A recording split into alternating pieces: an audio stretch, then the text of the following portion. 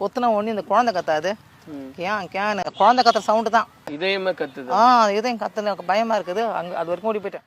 இதயம் ஒண்ணு எரிக்கவே முடியலன்னு ஒண்ணு சொல்லிட்டு அது என்ன? அப்ப நான் தனியா தான் இருக்கிறேன். என் கூட யாரும் இல்லை.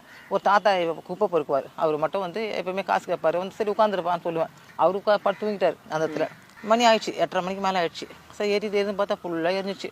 எரிஞ்சு பார்த்தா இந்த இது மட்டும் இருதயம் மட்டும் அப்படி மாங்காய் மாதிரி அப்படியே இருக்கு. இதயம் ஆமாம், இவ்வளோ பர்சன்ட் இல்லை, இவ்வளோ தான் இருக்குது. அவ்வளோதான் இருக்குது, இவ்வளோ தான் இருக்குது பாடி. அந்த அந்த இருதயம் மாங்காய் மாதிரி. சரி எரியும் எரியும் எரியும் எரியும் பார்த்தா எரியவில்லை. நான் இருந்த கிருஷ்ணெல்லாம் ஊற்றிட்டேன். அவ்வளோ ஊற்றியும் எரியல. இதெல்லாம் எரிஞ்சிடும். இந்த இடம் கண்டிப்பாக இருக்கும். இந்த இடம் மட்டும் கண்டிப்பாக எல்லா உடம்புலையும் மூட்டம் போட்டும் எரியவே இல்லை. வாட்டியெல்லாம் காலி ஆயிடுச்சு. அப்படின்னா சரி பக்கத்தில் கிடக்குன்னு சொல்லிட்டு 2 கிலோ சக்கரை வேணும் போட்டலாம். 2 கிலோ சக்கரையும் முடிஞ்சிச்சு. எதுக்கு சக்கரை? சக்கரை போட்டு எரியும். நம்ம வெள்ளை சக்கரை போடுறோம்ல, அது போட்டால் எரியும். சக்கரை போட்டால் எரியும். அது சரி அதையாச்சும் போடலாம்னு சொல்லிட்டு போடுறேன். ஒன்றும் இல்லை. அப்புறம் அந்த வீட்டுக்காரங்க ஃபோன் பண்ணி கொஞ்சம் மண்ணாவது எடுத்துன்னு வாங்க, ஏன்னா அவர் வந்து அல்பாய் செத்துட்டார்ல, அவங்க எடுத்து தான் கொடுத்தாங்க. அவங்க அந்த மண்ணும் போட்டும் ஒன்றாகலை. எனக்கு ரொம்ப கோவம் வந்துச்சு. இவ்வளோ நேரமாக எரிய மாட்டேங்குதே அப்படின்னு என்ன பண்ணேன். இது கொம்பு இல்லை, இது மாதிரி கொம்பு அது உள்ளே விட்டு அங்கேருந்து உள்ளே எடுத்து வெளியேற்றுட்டேன். ஆமாம், இப்போ நான் பாடி இருக்கும்போது குத்துவேன். பாடியில் ஆமாம், பாடியில் குத்தி தான் எரிப்பேன். எல்லாமே குத்துவேன். ஏன்னா உள்ள தண்ணிக்கு நீ ஏதாச்சும் வெளியே கூட சீக்கிரமாக எரியும் அப்படின்ட்டு குத்துவேன் எல்லாத்தையுமே. அப்போ அந்த மாதிரி இப்படி குத்தி அதை தூக்கி வெளியே வச்சிட்டேன். இப்போ அது எரிய மாட்டை எரியுதுங்களா, அதுலேருந்து தூக்கி பாடி இங்கே கீழே வச்சிட்டேன்.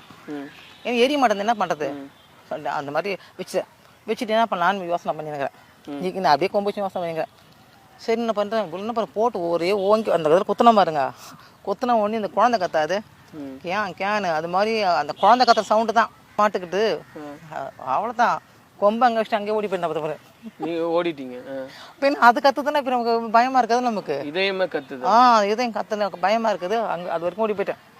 போயிட்டு மனசு தடப்படுத்துன்னு ஜெபம் பண்ணிங்கன்னு, ஆனால் என்ன இது புதுசாக இருக்குது நமக்கு. பேபி சார் பார்த்து பயப்படாத நம்ம, ஆனால் இதை பார்த்து அலறமே அப்படின்ட்டு கொஞ்ச நேரம் போகலாமா போகலாம்னு சொல்லிட்டு என் மனசு தடப்பட்டு திரும்ப வந்தேன். திரும்ப வந்து அந்த பார்த்தா அது அங்கே தான். நான் சுற்றி பார்த்தேன். தாத்தாட்ட கேட்குறேன், தாத்தா என் யாருன்னா கத்த சவுந்து கட்டு. ஆமாம், யாரும் குழந்தை கத்த சவுந்து கட்டுமா, இந்த தோட்டத்தில் யாரும் கக்கா பாவ வந்திருப்பாங்கம்மா, அதனால குழந்தை கற்றுருக்கோம்மா, இல்லை குழந்தை எடுத்து வந்துருப்பாங்க. எனக்கு ஒரு எண்ணம் இவ்வளோ அப்படி வந்துருக்குமோ. சரி என்ன பண்ண, திரும்ப குத்தணும். திரும்ப அதே சவுண்டு வருமா. குத்தின உடனே அதே கத்துது, குழந்தைய கத்துற அம்மையே கத்துது.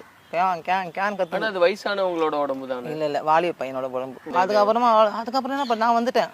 இது எரியுமா இதுன்னு தெரியலையே அப்படின்னு சொல்லிட்டு அதுக்கப்புறம் நான் போய் அந்த இடத்துல நின்று ப்ரேயர் பண்ணி, அப்பா என்ன பிரச்சனையோ இல்லையா, என்ன குடும்ப பிரச்சனையோ தயவுசெய்து நான் வேலை செய்கிறேன், டைம் ஆயிடுச்சு, எனக்கும் பசங்க இருக்குது, நான் வீட்டுக்கு போய் ஆகணும், மணி என்னாச்சு இல்லை, என்னை இப்படியே அலோகேஷனுக்குள்ளே குறைச்சா நான் எப்படி வீட்டுக்கு போவேன், தயவுசெய்து எரி அப்படின்ட்டு அதுக்கிட்ட மனசுங்கிட்ட பேசினேன்.